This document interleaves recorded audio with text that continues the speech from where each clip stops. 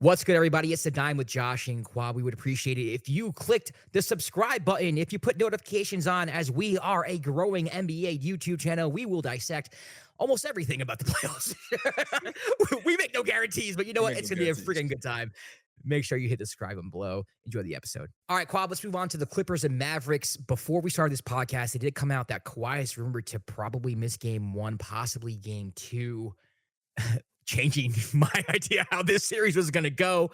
I didn't know how healthy he would be in general, but Kawhi, I still have massive respect for him when he's on the court. So it kind of changes my idea of what this series is going to be like. I don't think the Clippers can win without him.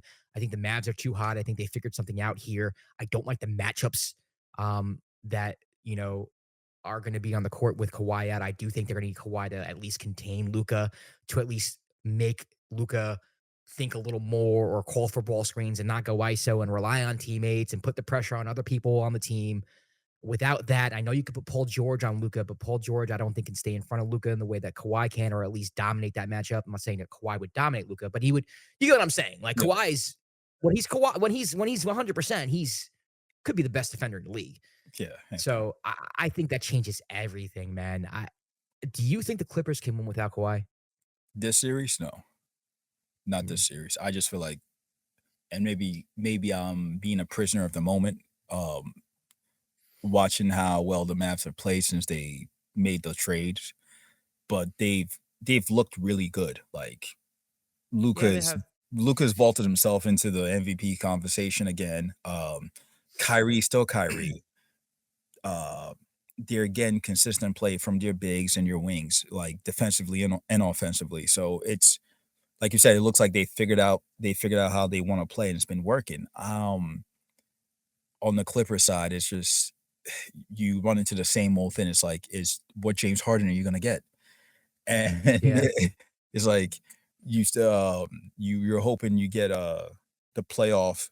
I don't want to make a joke about you get the playoff P. You get the Paul George who was able to help the Clippers win series when Kawhi was out previous years. You're hoping you get that, but you're gonna need a little more from everybody else, from like the Norman Powells and your favorite player Russell Westbrook, like and Terrence Mann. Like I I had to hate throw you. that in there. That's my X factor, I by the hate way. you. Westbrook is probably gonna be my X factor. Is he? Um, Okay. yeah, because I just feel like he's gonna be my X factor for the Clippers, just because him coming off the bench and just up in the tempo, they're gonna need something. Like if again, the Clippers go through moments where like there's no energy, like they're kind of stalling out, and you bring in that chaotic demon that is Russell Westbrook. He's gonna like who and like Ty Lue puts him in the best positions. Like, yo, just go. Like he gets easy points. He gets extra possessions with his rebounding. He's gonna get assists. I yeah, I think I had the Mavs in 7, and this was before the Kawhi news, because I just felt like it was gonna be just a back and forth, and maybe the Mavs would be able to just pull it out. But hearing the Kawhi news now, again, I feel sorry for him because it's not like he doesn't want to play. Like he wants to Yeah. play. He wants to play. Like he just catches these terrible injuries at the worst times. But yeah, I don't know. I don't think the Clippers have enough to win this series. Yeah, I originally had the Clippers in 7 as well. That was my original pick for everybody. I actually had our graphic designer, Clement, just change it for our social media asset that's gonna drop. Uh, my X factor is Dante Exum. I think he's Dante. somebody who can help, yeah, who can help the Mavs on both sides of the basketball. I mean, he's having a career year, really. Yo, And shout out to him. He's somebody who struggled when he was first drafted. I left the league, came back, and he's been a very vital part for this team all year. And, I think he's somebody who he's someone like, I'm not saying their games are the same, but someone who reminds you of like Josh Hart, where it's like the impact that they have, where it's like, I'm here to fuck shit up. yeah. Like I'm just gonna that's what I do. So I think Dante Exum's the X factor. I do think, if Kawhi was playing, I would feel a little differently about this because I do think they would have the defensive versatility to guard Luka, to guard Kyrie, and the Mavs. The problem I have with the Mavs, I think they get a little ISO heavy, or they get a little bit too dependent on the Luka Doncic pick and roll, which is hard to stop. Don't get me wrong. Like Luka makes all the right decisions, and he can hit step backs from like 30 feet, and he can get what he wants at any time.